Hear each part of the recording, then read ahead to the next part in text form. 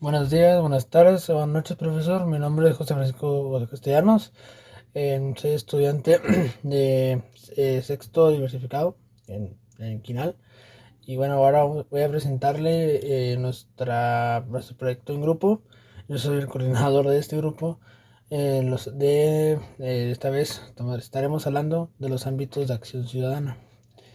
Eh, Nuestro grupo está conformado por los siguientes integrantes. Mi nombre es José Francisco de Castellanos, otra vez, soy el administrador.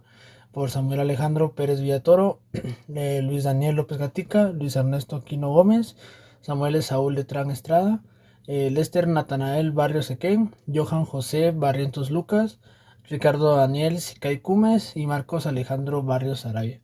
Entonces, a continuación, mis compañeros van a presentar las ideas sobre cada acción, sobre cada ámbito. Y espero que le guste, profesor. Buenas tardes, soy Samuel Alejandro Pérez Villatoro y hoy vamos a hablar sobre el ordenamiento fiscal. El ordenamiento fiscal, ¿qué es? Es un conjunto de leyes que regulan el ámbito fiscal, entendiendo como tal rama el derecho que tiene por objeto el estudio de un conjunto de normas jurídicas. Eso quiere decir que esto estudia, por ejemplo, pongámosle a la ley los principios comunes, las cosas que lo regulan, no solo a los establecimientos, sino que la recaudación de ingresos de derecho público también estudia eso. Y más que todo, esto está derivado al ejército tributario. Y esto se puede relacionar entre estados y las particularidades que se consideran en la calidad de los contribuyentes. ¿Para qué sirve y cómo funciona? Sirve principalmente para las garantías de los contribuyentes, en donde un contribuyente pueda ver que le están brindando protección, que le están dando protección. Y hablándole desde un punto donde lo ofrecen, es una protección ciudadana. ¿Y para qué? O sea, ¿para qué esta protección? Es para los abusos, arbitrariedades, y no solo de lo que está en el país, sino que sobre la Dirección Nacional de la Tributación, más que todo para eso. ¿Cómo funciona? Son dictadas por órganos a los que la Constitución atribuye potestad normativa. Esto quiere decir que cada tipo de norma, en función de las fuentes de producción, esto va a ser igual a las que siguen a su misma forma, aunque sea un contenido distinto. Entonces, las normas que se dictan van a ser parte de la contribución y de la Constitución, y esto atribuye a la normativa. Eso quiere decir que aquí está la protección que se le brinda a los ciudadanos. Y eso sería nuestro ordenamiento fiscal. Gracias. Como segundo tema tenemos lo que es el marco jurídico legal. El marco legal, ¿qué es? El marco legal es el conjunto de leyes, normas, reglamentos, principios y criterios que regulan la actuación de las autoridades y los ciudadanos en un determinado ámbito geográfico. ¿Esto qué quiere decir? Que en base a estas reglas van a trabajar estas sociedades. Estas leyes, normas, nos dicen los derechos u obligaciones que tenemos nosotros como ciudadanos. El marco jurídico se compone de diversas ramas del derecho, como el derecho constitucional, penal, civil, laboral, el mercantil y el tributario. Cada una de estas ramas establece las normas y principios que deben ser seguidos en diferentes ámbitos, como la organización del Estado, las relaciones contractuales, un posible conflicto al cual se debe dar una resolución, el derecho a la propiedad, así como por ejemplo el derecho al trabajo. Lo siguiente, ¿por qué es importante? ¿Por qué el marco legal es importante? Este es importante porque garantiza la justicia, igualdad y protección en los derechos humanos. Además que es fundamental para asegurar la estabilidad política y social, ya que establece procedimientos y sanciones que deben aplicarse en caso de violaciones de la ley. Además de que es importante para que las sociedades cuenten con un marco jurídico legal sólido para garantizar seguridad jurídica y facilite la convivencia pacífica entre ciudadanos y el Estado.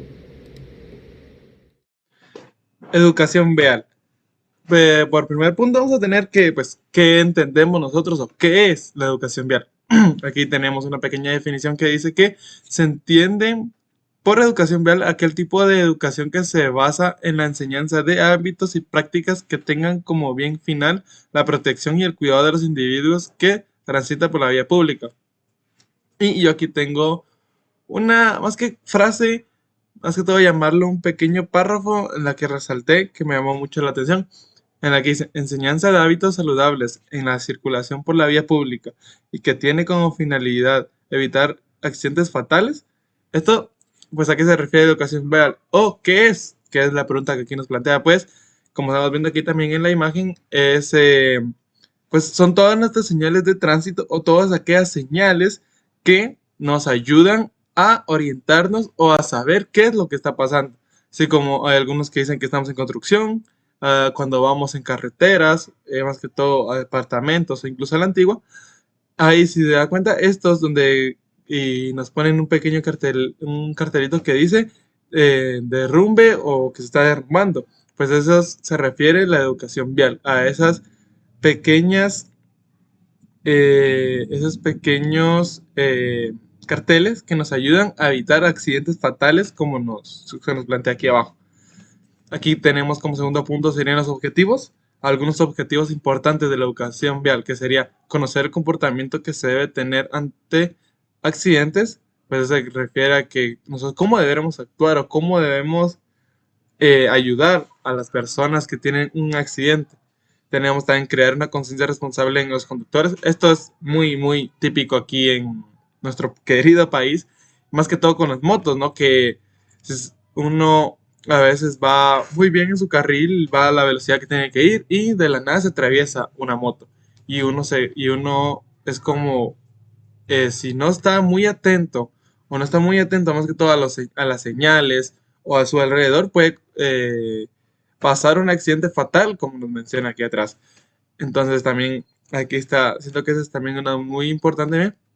Guiar a los individuos mediante los reglamentos y señales, disminuyendo así accidentes de tránsito y haciendo seguros los espacios públicos.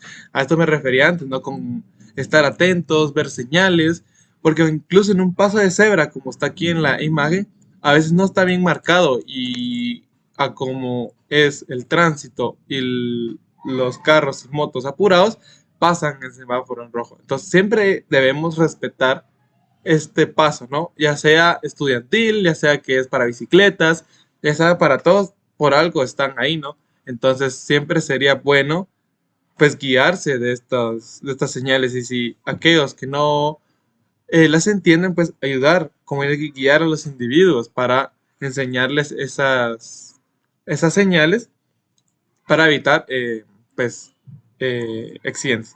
También está fomentar el respeto por las señales de tránsito. A esto me refería con respetarlas. Si el semáforo está en rojo, respetarlo en rojo. Si está en amarillo, parar. Y si está en rojo, pues tener vía. Y por último, también tenemos saber utilizar la manera correcta las vías y tener un comportamiento apropiado como conductor, pasajero o peatón. A esto vamos de la mano estos tres, ¿no? Que me refería, hay que saber respetar esas vías, hay que saber pasar cuando debemos de pasar. Entonces siempre hay que respetarlas, hay que respetar tanto al peatón, tanto al conductor o pasajero. Respetar al peatón cuando se da el paso y respetar al conductor cuando tiene la vía. Y como último punto también tenemos algunas normas de seguridad vial. Tenemos aquí el uso del cinturón de seguridad en los conductores automóviles y casco en motociclistas y ciclistas. Esto es muy típico, ¿no? Son multados a veces los que se ven sin cinturón y realmente tal vez uno se pone a pensar, ¿para qué me va a servir ese cinturón? Pero uno nunca sabe en qué momento puede pegar un frenazo, en qué momento puede ocurrir cualquier accidente y ese cinturón nos ayuda a no chocar directamente con el timón o incluso con los cascos. Tal vez decimos, ¿de qué me sirve ponerme seguridad si solo llevo casco y le mando? Pues la cabeza es lo más importante casi del cuerpo y si nos damos un mal golpe en la cabeza nos podemos incluso quedar paralíticos, nos podemos morir incluso. Entonces siempre es bueno tener esa precaución, ¿no? Y por eso aquí está colocado como una norma de seguridad. También tenemos no exceder el número de personas en una motocicleta. El límite son dos. Esto súper típico aquí, ¿no? Que se meten tres, cuatro, cinco personas en una moto. Y pobrecita, a veces la moto toda apachada, pero ahí van las cinco. Y eso realmente no se debería hacer. Se debería multar por eso. Ya que es algo muy peligroso. Un frenón, un, una mala curva. Y los cinco pueden llegar a tener un accidente muy, muy peligroso. Tenemos también aquí como todo conductor y peatón debe saber identificar las diferentes señales, además de conocer el uso correcto del semáforo. Ya vamos otra vez al punto de atrás, que cuando está el semáforo en rojo, parar y dar paso. Cuando está en verde, los peatones deberíamos parar y dar vía a los carros que ellos son los que tienen ahorita el semáforo en verde para que puedan avanzar. Y aquí también tenemos mantener una distancia prudente y segura con otro vehículo. No es muy típico a veces en el tráfico, ¿no? Que aquí está un carro y aquí súper pegado. Y no sabemos, en cualquier momento podemos retroceder, puede pasar alguna emergencia con las ambulancias, podemos hacernos para un lado y nos podemos chocar. Entonces siempre mantener una distancia para cualquier cosa, cualquier situación, incluso con los carros mecánicos en su vida, pueden en ese retroceso que hacen, ese espacio nos puede ayudar muchísimo. Y como por último tenemos hacer uso correcto de las luces de cruce, intermitentes y faros de emergencia. Esto es súper importante, a veces uno no pone su pidevías, incluso se puede llegar a confundir, pero siempre es muy importante, ¿no? Si marcamos y nos ponemos en nuestro carril, pues sabemos que para ese lado es que vamos a cruzar. Esto es, pues, esto fue la educación vial y los dejo con mi siguiente compañero. Gracias. Buenas tardes, profesor. Mi nombre es Marcos Barrios, carnet 2021-169, y el día de hoy le voy a hablar sobre el ámbito que me tocó en la materia de seminario, que sería la cultura tributaria. ¿Qué es la cultura tributaria? La cultura tributaria es una conducta que se manifiesta en el cumplimiento permanente de los deberes tributarios con base en la razón, en la confianza y a la afirmación de los valores de la ética profesional de cada uno de los ciudadanos. Respecto a la ley, también la responsabilidad ciudadana y la solidaridad social con todos y cada uno de nosotros que seríamos los ciudadanos. La importancia de recaudar los impuestos para satisfacer las exigencias de la colectividad ha estado presente en el progreso en todas las formas del país desde el punto de vista de la conciencia. O sea, esto nos puede hacer referencia a que se mantenga el país. Por ejemplo, en nosotros los pagos que damos, que sería el boleto de ornato o el IUSI, que nosotros pagamos un impuesto para que pues en nuestro país se mantenga de la mejor manera. Lastimosamente por la corrupción, no todo el dinero se va para invertir en nuestro país, sino que es un pequeño porcentaje, pero el país se mantiene, quiera que no, estable. Esto nos sirve, por ejemplo, para las construcciones de escuelas públicas, también para, por ejemplo, los servicios de Transmetro, para los barrenderos que andan en la calle de la municipalidad, para también en la seguridad, en los policías que andan, que sería todo esto de la cultura tributaria, que es la que pues nosotros pagamos para ayudar al país. Y los objetivos de la cultura tributaria de la Superintendencia de la Administración Tributaria, que sería la SAT, fue creada con la finalidad de educar a los ciudadanos y convertirlos en contribuyentes responsables y consistentes del pago de sus impuestos. Asimismo, es un instrumento para combatir la evasión fiscal. Como anteriormente decía, que esto nos ayuda pues para que se mantenga estable nuestro país con el impuesto que nosotros damos. Y eso sería todo, profesor. Muchas gracias. El quinto tema es el ornato, la limpieza de espacios y vías públicas. Cuando hablamos de ornato, Nos referimos a la forma de embellecimiento que se aplica a diferentes áreas y tiene como objetivo mejorar la estética de los objetos o espacios. De esto se encargan las organizaciones y autoridades encargadas que trabajan para mantener estas en buen estado. La tarea del ornato es asegurar la vía pública, ya que es esencial para garantizar la calidad de vida de la población y fomentar el desarrollo sostenible de las ciudades y los espacios. Pero ¿para qué nos sirve esto?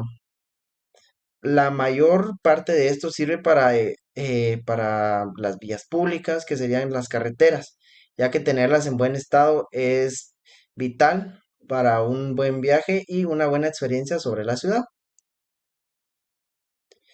Unos ejemplos de estos podrían ser carreteras largas y vías con piedrín, etcétera. Esta tarea se enfoca en mejorar la apariencia de las áreas y tiene mantenimiento y reparación de mobiliario urbano existente como las luminarias, bancas y fuentes. Gracias. Buenas tardes, profe. Aquí le habla Lester Natanael Barrios Equén con carnet 2021-212 y me tocó investigar sobre el aspecto del sufragio. ¿Qué significa la participación a través del voto? Pero primero tenemos que saber qué es el sufragio. Bueno, el sufragio es el derecho que nos da a participar a través del voto, de forma constitucional y política, en el sistema electoral, donde podemos seleccionar entre varias personas postulantes para que vayan a ocupar un distinto puesto en áreas públicas o privadas que están relacionadas a la política. También este término se refiere al voto en sí o la opción tomada en donde las personas pueden consultar en materia política o en una asamblea para realizar su voto. Recordemos que el voto es un derecho y nosotros podemos votar por cualquier persona que se vaya a postular o que los convenza. ¿Cuál es cuál es su importancia? Bueno, su importancia es buscar realmente el sistema político guatemalteco que va acorde a la realidad nacional y que el sistema electoral debe ir perfeccionándose con el pasar de los años y que la democracia es una gran parte del gobierno porque es fundamental en el derecho de poder elegir cuál puede postularse a tal puesto, porque nosotros debemos de encontrar que el sistema electoral debe ir perfeccionándose cada día más.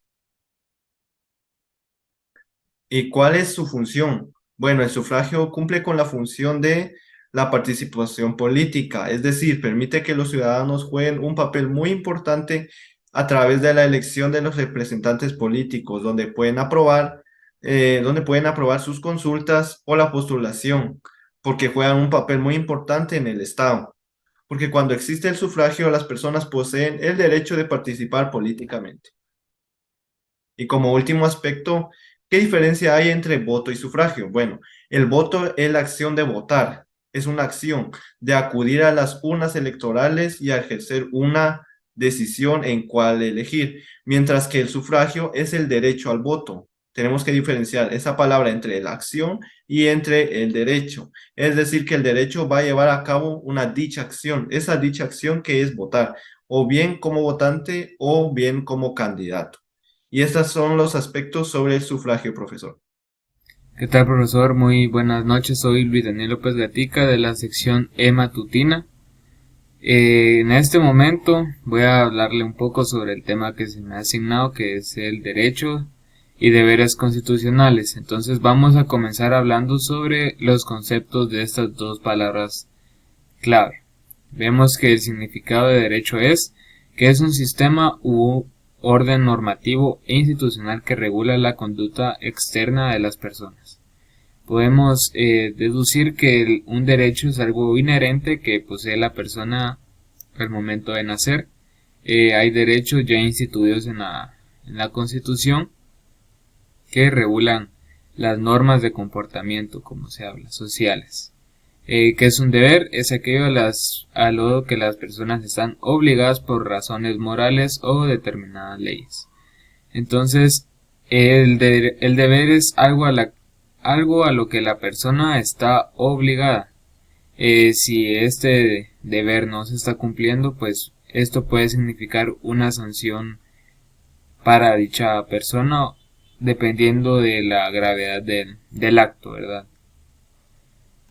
Hablando ya en un sentido global, vamos a hablar sobre los derechos y deberes de la Constitución, unos ejemplos para poder entenderlos mejor.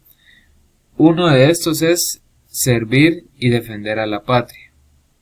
El otro es trabajar por el desarrollo cívico, cultural, moral, económico y social. Obedecer las leyes, como ya hemos visto, pues eso es un deber, si no puede ser penalizado. Guardar el debido respeto a las autoridades y contribuir a gastos públicos. Entonces, estos fueron unos pocos ejemplos de lo que son los derechos y deberes en la Constitución guatemalteca específicamente. Muchas gracias. Ahora hablaremos sobre equidades laboral, étnica y social. La equidad se caracteriza por el uso de la imparcialidad para reconocer el derecho de cada uno, utilizando la equivalencia para ser iguales. ¿Qué es equidad? La equidad es la acción de dar a cada individuo, por diferente que sea, lo que éste se merece o se haya ganado. La palabra proviene del latín y suele hacer referencia en su traducción a igualdad. Sin embargo, ambos conceptos no representan lo mismo. De hecho, incluso podrían considerarse en contraposición el uno del otro. En este sentido, la equidad trata de promover una justicia social donde cada uno reciba aquello que se ha ganado. Diferencias entre equidad e igualdad. Como decíamos, cuando nos referimos al concepto de equidad, la sociedad tiende a identificarlo como un sinónimo de igualdad. Sin embargo, pese a que la traducción signifique eso, la equidad no significa lo mismo que igualdad. En este sentido, presenta una serie de matices que hace que ambos conceptos tengan diferentes significados.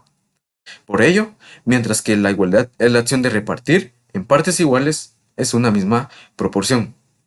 Un bien, un recurso, un servicio, etc. Por otro lado, la equidad, sin embargo, es la acción en la que dicho reparto se hace en función de los méritos de la persona. En este sentido, si una persona merece más que otra, el reparto no sería igualitario. Equidad laboral. La equidad laboral impulsa la redistribución de roles sociales, involucrando a la mujer en espacios laborales tradicionalmente masculinos y viceversa. Impacta al personal con medidas de conciliación de la vida laboral, familiar y personal, incentivando la redistribución de roles en el hogar con corresponsabilidad.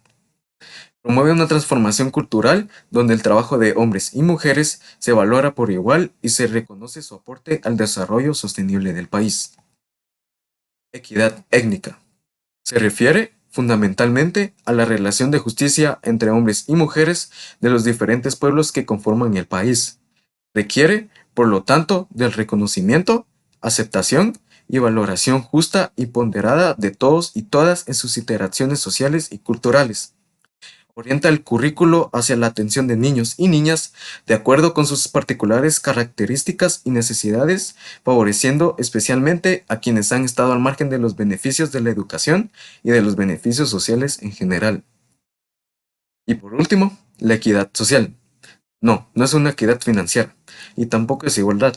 La equidad se trata de evaluar las necesidades de las personas en todo el país para brindarles acceso a oportunidades para el éxito. La equidad es el camino para desmantelar aquellos sistemas y estructuras que continúan privando al pueblo de los Estados Unidos de los derechos ordenados en nuestra Constitución. Y bueno, a mí me corresponde hablar sobre el respeto a las diferencias pluriculturales y multilingüísticas. Y bueno, a continuación tengo una oración que hace síntesis a este ámbito ciudadano, ¿verdad? Y bueno, y aquí nos dice que el respeto a las diferencias pluriculturales y multilingüísticas a nivel mundial es importante para promover el conocimiento de otras costumbres y lenguas y la integración e igualdad de las distintas culturas en los países. Y bueno, en nuestro caso sería la igualdad de nuestros 4 pueblos étnicos, ¿verdad? Y bueno, aquí tenemos el contenido que sería un poco más estructurado de este tema, ¿verdad? Entonces, la primera definición nos dice que lo más importante de todos los grupos étnicos es su gente. Tomando en cuenta este aspecto, es parte de nuestra responsabilidad y obligación respetar, tolerar y apoyar a todas las personas que pertenezcan a alguno de los diferentes grupos étnicos, no tomando en cuenta el origen étnico, color de piel o el acento de la persona, ya que todos somos guatemaltecos, por lo tanto debemos buscar todos juntos un mejor desarrollo. Esto quiere decir de que todos merecemos el mismo trato y no porque uno sea de otro pueblo, por ejemplo, que sea de pueblo indígena, que son a los que más discriminación reciben, ¿verdad? En este aspecto. Y bueno, como segundo punto tenemos el respeto a las diferencias es fundamental para que los derechos humanos puedan alcanzarse. Estos derechos deben ser protegidos, divulgarse y ponerse en práctica de inmediato. El respeto a las diferencias no debe ser una utopía. Cada día son más los países que suman a derribar las diferencias y condenar los abusos o delitos raciales y cualquier otro acto discriminatorio con pena de cárcel y multas considerables. Y bueno, sabemos de que el respeto, ¿verdad? Como ya lo había mencionado, valga la redundancia, es muy importante para promover nuestros derechos y tanto como a nivel, por ejemplo, de los pueblos, ¿verdad? Que sería tanto étnicos como maya, ladino, xinca y garífuna, que sería nuestro caso de Guatemala. Y bueno, otro tercer punto tenemos que Guatemala es un país multiétnico, multilingüe y pluricultural. La población es mayoritariamente maya, existiendo además grupos de población garífuna y xinca y no indígenas. Y por lo que debe de existir equidad en los siguientes ámbitos: laboral, étnico, social y de género. Y bueno, como bien sabemos, en Guatemala existen 22 pueblos mayas, ¿verdad? Y aparte tenemos el pueblo xinca, pueblo garífuna, pueblo ladino o mestizo y también grupos que pertenecen a otros países pero que se sedentaron aquí en Guatemala. Y bueno, como último aspecto tendríamos la multiculturalidad. Es una característica que nos hace únicos como personas de un lugar o región. Debemos apreciarla porque es parte de nuestra identidad y debe estar constante en nuestras vidas. También debemos protegerla y fomentarla para no perderla, ya que se presentan nuestras raíces en este ámbito, ¿verdad? Y bueno, este punto lo que nos quiere decir es que como persona nosotros debemos valorar nuestra cultura, ¿verdad? Debemos valorar, por ejemplo, nuestras comidas, las diferencias que tenemos los pueblos uno del otro. Y pues que debemos de tener en constancia, fomentar este tipo de actividades, ¿verdad? Para conocer un poco más acerca de estas culturas. Y pues esto nos ayuda a que podamos entendernos unos a otros y por ende enriquecernos como ciudadanos, ¿verdad? Y bueno, esto sería todo. Muchas gracias. Espero que le haya gustado, profesor, nuestra exposición. Y pues nada, gracias por toda su atención.